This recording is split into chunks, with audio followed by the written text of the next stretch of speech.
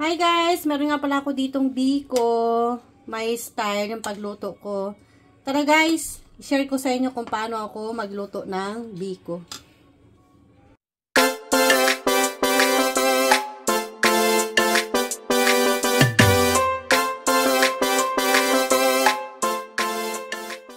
So, yun na nga mga chinggo. Gagawa tayo ng biko.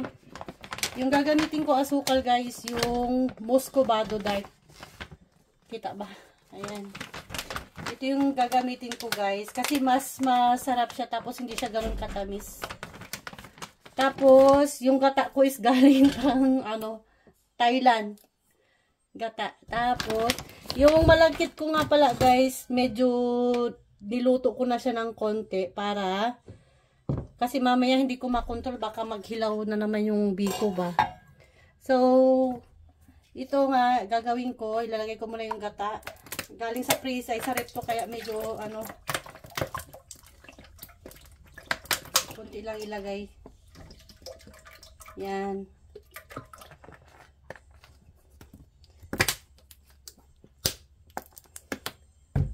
Tapos, pakukuluan lang as usual.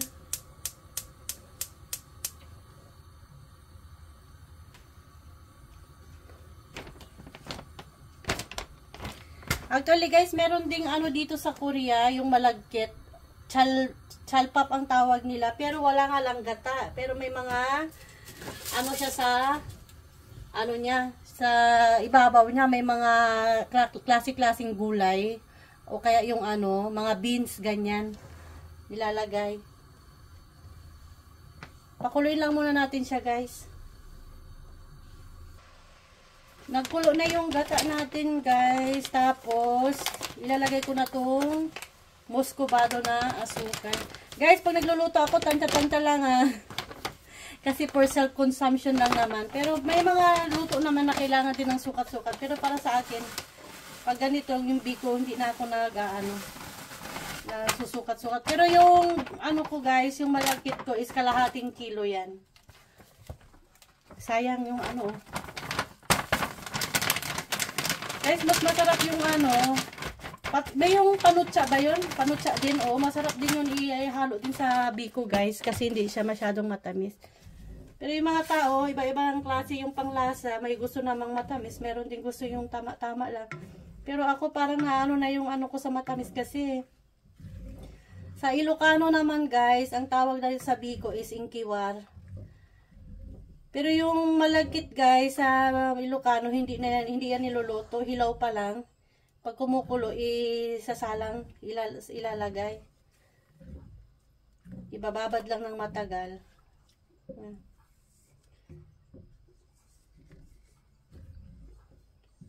Pakuluin ko lang siya ng pakuluin guys. Pag medyo malapot na siya, doon ko ilalagay yung niluto kong malagkit.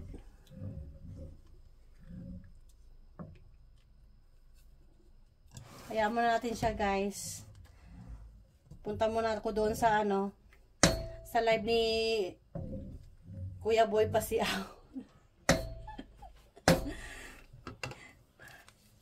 Muna tayo doon, makimarites. Habang hindi pa kumukulo guys, iwan ko muna siya saglit.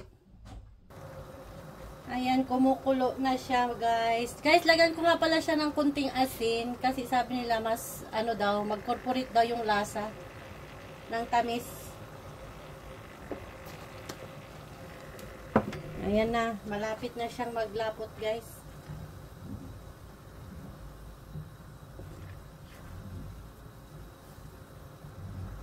Pero alam nyo guys, mas masarap din yung bibingkang malagkit. Wala lang kasing dahon ng hirap kasi ng dahon dito Sa atin, manghingi ka lang dito, hindi pwede, baka isumbong tayo sa pulis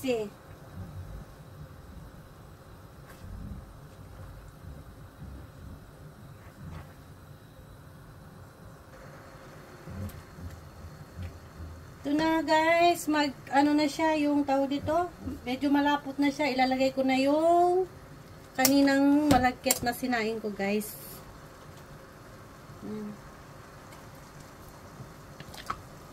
Parang yata din.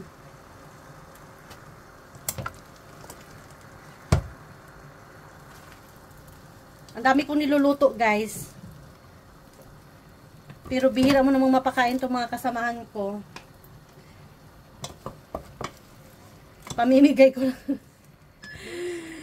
Pero ang ginagawa ko, guys, at sa ganito, pag marami akong nagagawa, nilalagay ko siya sa container na ano, pakunti-kunti. Tapos, nilalagay ko sa freezer para in case na ano, yung gusto mo ulit kumain, may nakaano ka, may naka-stock ka, papainit na lang. Lalo na pag summer, ay pag winter, guys, nakakatamad lumabas. At least meron kang pagkain naka-stock sa ref. Ganun dito, guys. Kailangan mag-stock ng pagkain sa ano, sa freezer kasi nga pag winter, ang hirap lumabas. Bawal lumabas. Maiibig tayo sa bahay ni Kuya. Ayan.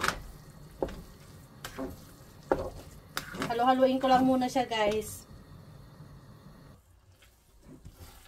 Guys, pinain-in ko na siya, guys. Tapos yung sa ilalim niya, nagdukot-dukot na. Luto na ito, guys.